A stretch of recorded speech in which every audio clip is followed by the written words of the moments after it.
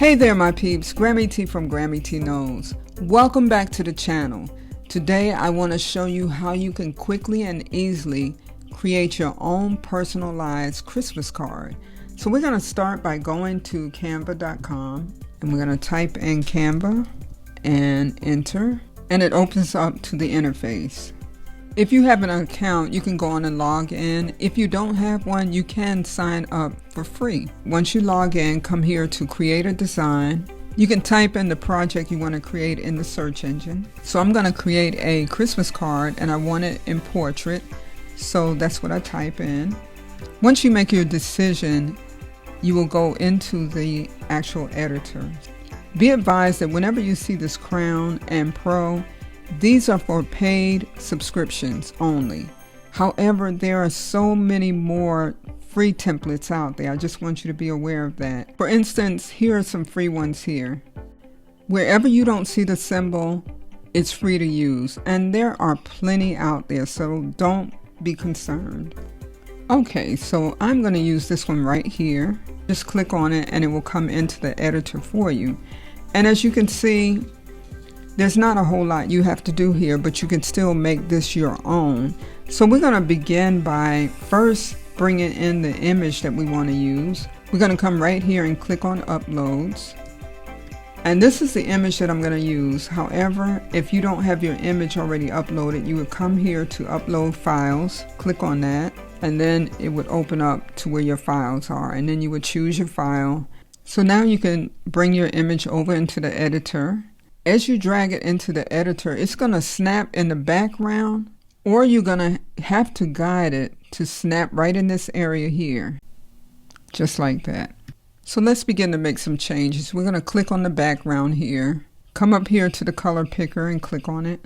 And Canva reveals all the colors that are in the photo, which helps you to keep your design in harmony with the image that you're using. Okay, so now we want to add a background here, and we're going to come up here to Elements, and we're going to choose this background. And once it comes in, we can size it into the frame, and now we want to send it to the back. So you just select the image and come up to Position, and then click on Back. Next, we're going to change the verbiage so that it will pop a little bit better. We tried gray, but that didn't work out, so now we're going to use white. And that adds a lot more contrast and pops. I want to add texture to this background here, so I'm going to come back over to the Elements. And this Christmas ball I like, so I'm just going to click on it, and then I'll select it because I want to take it out of that background. Magic Grab, and then I click on the background and delete it. And then I'm just going to take it and I'm going to size it into the image. I want to stretch it all the way from edge to edge. So the next thing I want to do is select it, and then I'm going to come up to Position, and I want to send it backward. This time I'm going to do it one at a time because I don't want it to go behind the actual background, the purple background, and go back. And now it's in front of the purple. So the next thing I want to do so that the purple will show through is I'm going to lower the opacity until I get it to where I actually want it. Because I want some of the texture to show through, but I don't want it to overtake the purple. So I think that's a good spot. So now I want to separate her from this background that she's in. So I need to select her. I'm going to edit it, and I'm going to grab her out, Magic Grab. Magic Grab is becoming one of my favorite tools. And I just want to drag her down a little bit. But for some reason, it does this here in the template. Usually this doesn't happen. So if you do Control-Z or Command-Z, it will bring her outside where you actually want her. And so now we're going to select the background, because we want to bring in a different background. So we're going to come back to Elements again. And I like this tree here. So I'm going to drag the tree over, hover over the place that I want it, and it snaps right in place. Last but not least, we're going to position the verbiage. So you see the guide there that allows you to know that you're in the center, and then you just let it go. Then you bring this up, and we're going to change this verbiage here. And here is the finished product.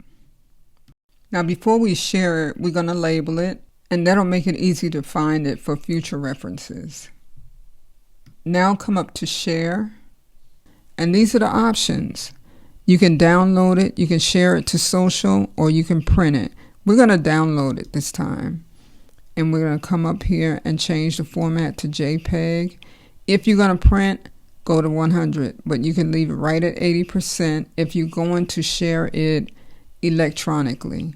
So we're going to, right now we're going to say we're going to share it electronically. So we're going to say download. And here is the finished product. You have just learned how to create your own personalized Christmas card or any type of card using Canva.